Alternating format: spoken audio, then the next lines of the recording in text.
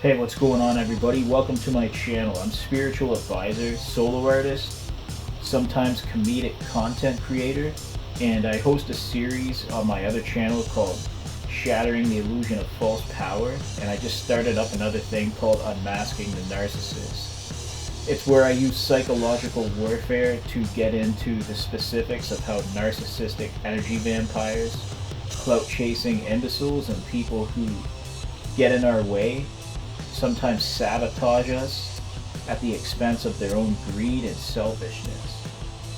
But I decided this year that I'm never going to let somebody do that to me again, even if they can successfully pick my pockets, which they already have. And because of the reward system for narcissists to be able to pick my pockets, I've had to sacrifice so many opportunities for myself so that other people could be selfish with what's rightfully mine. And it's not just financially, it's also energetically. But I decided to take my energy back and not let anybody take it from me, no matter what they say or do.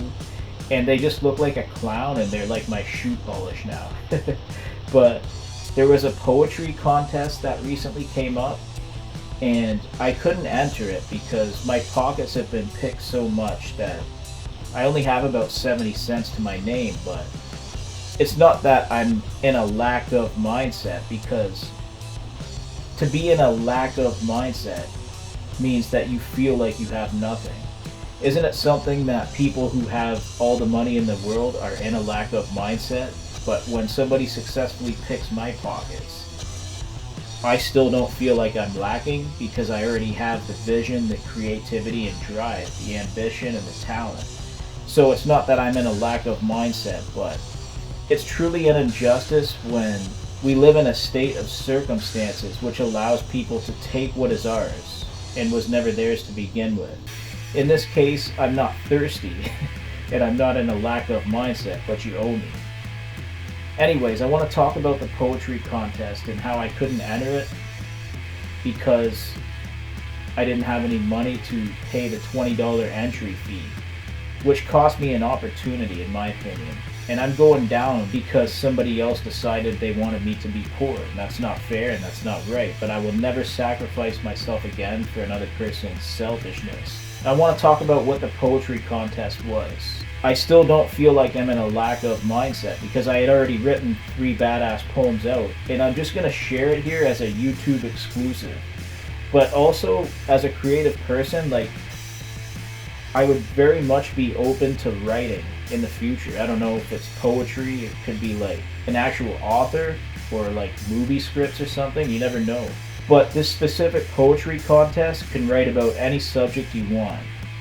But I noticed things about the entry when they were explaining it that the common person would never notice. So it was a particular person, who I won't mention, explaining how the contest works. And they had a lot of books around them, and you could see 13 books visible to the eye. So what I did was I really looked at that, and I used that as a blueprint to draw creative inspiration for each poem that I've written out.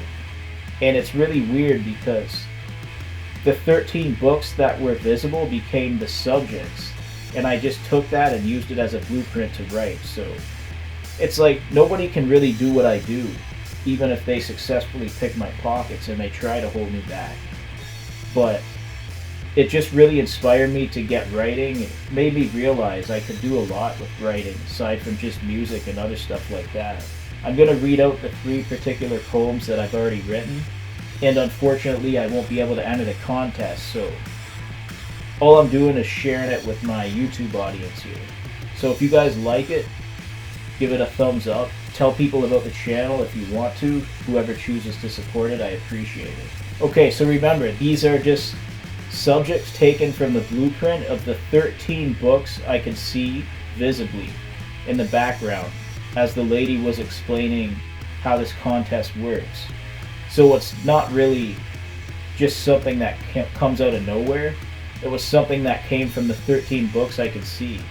And I took each subject from each book and used it to write 3 different poems. Here's the first poem. It's called The Dealer with the Cards. Gaze into abyss, what is black and blue? I spoke to you in colors. The seeing eye who watches me, or does it study you? Retribution of envy, jealousy, and hate, all bad traits. Looking great on the makings of a walking ghost. I cannot relate. If you were a dealer and you drew me a hand, what would the cards be? Be mindful. I may be the one who attacks from the outside of a creative window. Words too faded to read between the lines. In due time, I will receive merit, getting what is rightfully mine. The world is too blind to see because it is too faded to read. A system built on jealousy and greed. A language not all can understand nor comprehend. Yet those who are bright and can see might catch on. Even when the energy counts darkness, it's bright enough to see through the light. You saw my energy coming. This was never a fight. Who is the one who oversees and observes between the stars? You knew I was already here, whoever you are. What is disconnection but a breakable chain, forged in love or pain? To me it's all the same. I'm like bait to man, the dealer with the cards. Never pre-selects his hand, so let's tune up the band. Otherwise, the other who dealt the cards saw me coming from afar. Might as well be as good as dead when it comes to manifestation of success without me. So that was the first poem, The Dealer with the Cards. Here's my second poem, I Am the Architect. I am the architect. If creations are alive, would you declare my death certificate? You better request a refund, like the bait to your mentally unstable skipper. All hands on deck. If my success is one's downfall, they will crash out like a nervous wreck. Reel in the chains from the anchor. The alignment can already be seen in the sky. My vision has already been crafted. The count can never harvest what I already have. This is what I made, the language of creativity and life. A foundation which I laid within the fade just comes back around and see. To read and interpret your blurry vision, a window of opportunity.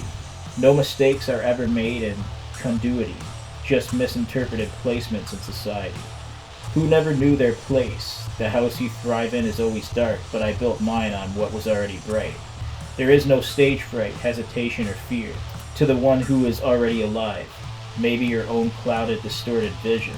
I'm alive and you're the ghost, seeking out the retribution of nothingness while demanding to find a host. I don't see colors, but that is just you.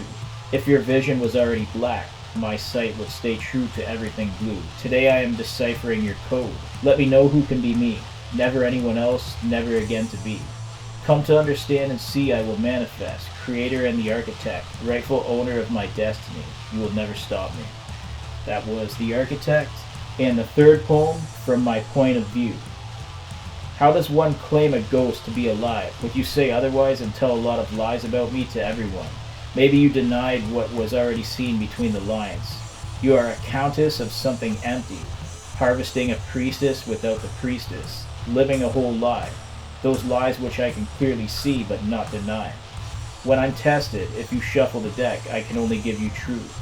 There is no revenge to gain amongst the seeker. Look within and blame the one who's accountable. It's always been you. I see through your cloaked window and you keep it hidden, a language the common man could never see or understand. Aside from me, the opposition to the chains which you attempted to bind me to. It's a one-sided master plan, promising a whole lot of nothing to everyone. So give me two colors and I will paint the one which is brighter. I don't claim to be John Titor. The void of black is a house which I evicted. Yet the past is always conflicted. I don't care about the blurry vision of a past which is faded to the one who can never see. I only know what lies ahead for me. When we compare status, vision, and fame, I was meant to be the star. Anyone who tries to claim it for themselves, to try and be me, basically makes everybody who tries as good as dead, from my point of view. And that's called From My Point of View. So this poetry contest, even though my pockets were picked and I only had 70 cents so I couldn't enter it officially, made me realize I could pursue writing as an author or somebody who writes movie scripts or anything really. Journalism could be a lot of different things aside from doing music. But I took the blueprint from those 13 authors, 13 different subjects, and I wrote 3 poems just by using that blueprint. And I wonder how many people would take the time to really do that and notice these little things. Because when you overlook those little things, you may be just limiting yourself to only certain perspectives of being so creative.